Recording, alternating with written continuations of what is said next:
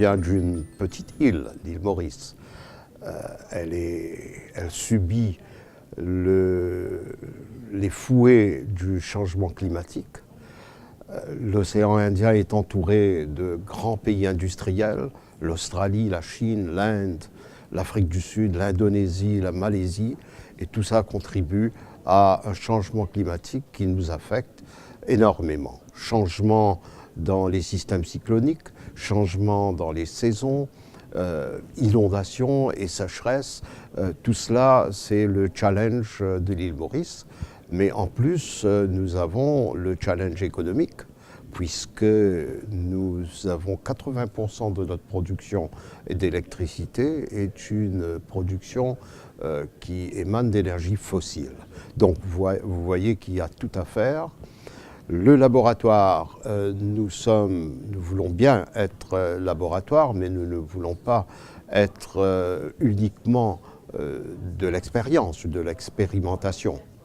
Il y en a d'autres, telles la Réunion, Martinique, la Guadeloupe, qui ont fait de l'expérimentation. Et ce que je compte faire, c'est de puiser au contraire de l'expérience de ces départements français pour essayer d'améliorer le service des énergies renouvelables à l'île Maurice.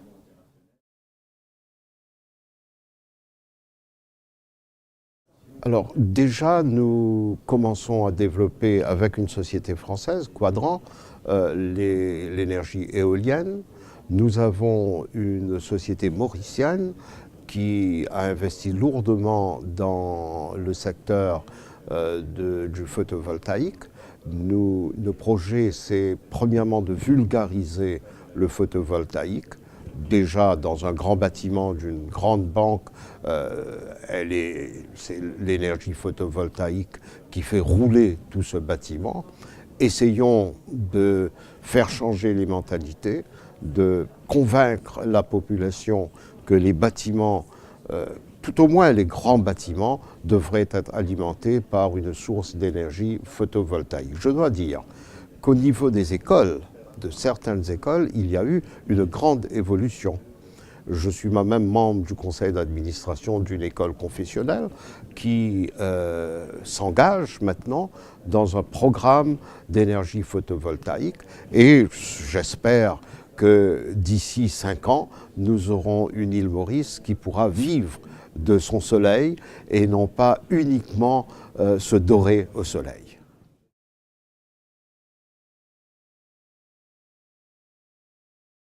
Le chiffre que je peux vous donner, c'est que pour le moment, notre énergie renouvelable se situe à 20%.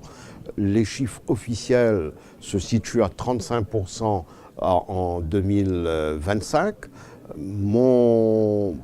Ma projection, c'est d'accélérer le processus pour arriver à 50%. Pour cela, il faudra convaincre notre organisme d'électricité de pouvoir s'accommoder avec ce changement qui est surtout un changement des mentalités, beaucoup plus qu'un changement technologique.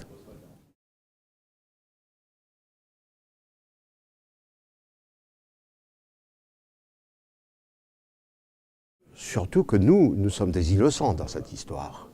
Nous ne contribuons absolument pas à la poussée de carbone qui vient polluer la planète, mais nous en sommes les premières victimes. Parce que la montée des eaux, ça va affecter les petites îles comme Maurice, comme les Maldives, le Vanuatu, mais nous ne participons pas à ce changement climatique. Donc c'est dans notre intérêt de survie que de pouvoir venir donner un soutien diplomatique soutenu et fort au succès de COP21. C'est pour ça que je suis présent aujourd'hui. C'est pour ça que j'ai tenu à venir assister à ce colloque. J'espère et je suis sûr que mon ministre des Affaires étrangères, d'ailleurs j'ai juste derrière votre caméra la présence du chargé d'affaires de la République de Maurice, ce qui témoigne du soutien de notre diplomatie au succès du COP21.